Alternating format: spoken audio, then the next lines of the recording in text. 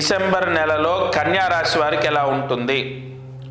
ఇక్కడ మనము కన్యా రాశి వారికి ఫస్ట్ చదువు గురించి మాట్లాడుకుంటే, కన్యా రాశి వాళ్ళు పిల్లలు బాగా చదువుతారు, కొంత మార్పు వస్తుంది, చెప్పిన మాట వింటారు, ఎగ్జామ్స్ బాగా రాస్తారు, ఎటువంటి అనారోగ్య సమస్యలతో లేదా వేరే చికాకులతో లేదా వేరే వేరే ఇతరత్ర సమస్యల ద్వారా వాళ్ళ చదువు డిస్టర్బ్ అవ్వడం అనేది జరగదు. వాళ్ళు చదువుకోవడం, ఎగ్జామ్స్ రాయడం ఈ నెల కన్యా రాశి వారికి చదువులో మాత్రం బ్రహ్మాండంగా ఉంది.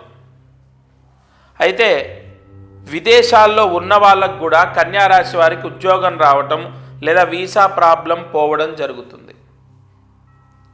ఈ తృతీయ స్థానంలో శుక్రుడు బుధుడు సంచారం వలన వీళ్ళు అనుకున్న పనులు పూర్తవుతాయి, అనుకున్న పనులు ఖచ్చితంగా నెరవేర్చుకుంటారు. అయితే రియల్ ఎస్టేట్ చేసే వాళ్లకు, ముఖ్యంగా రియల్ ఎస్టేట్ వ్యాపారస్తులకు డిసెంబర్ నెలలో కనీసం ఈ నెలైనా మాకు బాగుంటుందా అంటే, కన్యా రాశి వారికి రియల్ ఎస్టేట్ వ్యాపారం చేసే వాళ్లకు కొంత కలిసి వచ్చే అవకాశం ఉంది. ఇక ఈ కన్యా రాశి వారికి వ్యయస్థానంలో కేతు ఉన్నాడు కాబట్టి ఆన్సైట్ అంటే జాబ్ ద్వారా విదేశాలకు వెళ్ళే అవకాశాలు ఉంటాయి, లేదా ఇక్కడ నుంచి వీసా రావడం, లోన్లు రావడం ద్వారా విదేశాలకు వెళ్ళడం కన్యా రాశి వారికి జరుగుతుంది. పెద్దగా దోషాలేం లేవు. సప్తమంలో శని ఉన్నాడు, తద్వారా భార్యకు అనారోగ్య సమస్య లేదా భర్తకు అనారోగ్య సమస్య వచ్చే అవకాశం ఉంటుంది. ఆ ఒక్క దోషమే ఉంది డిసెంబర్ నెల. మిగతావన్నీ బాగానే ఉన్నాయి. చదువు బాగానే ఉంటుంది, వ్యాపారం బాగుంటుంది.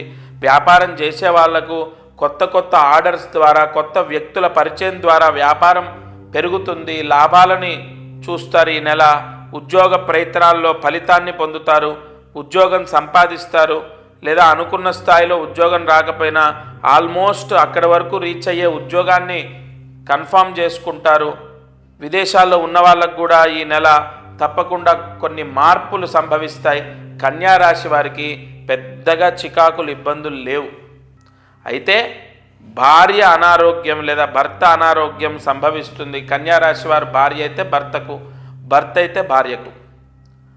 అక్కడ కూడా వీళ్ళకేం ఇబ్బంది ఉండదు. వీళ్ళ జీవిత భాగస్వామికి అనారోగ్య సమస్య రాకుండా వీళ్ళు ప్రతిరోజు సుబ్రహ్మణ్య స్వామి అష్టోత్తరం చదువుకుంటే చాలు.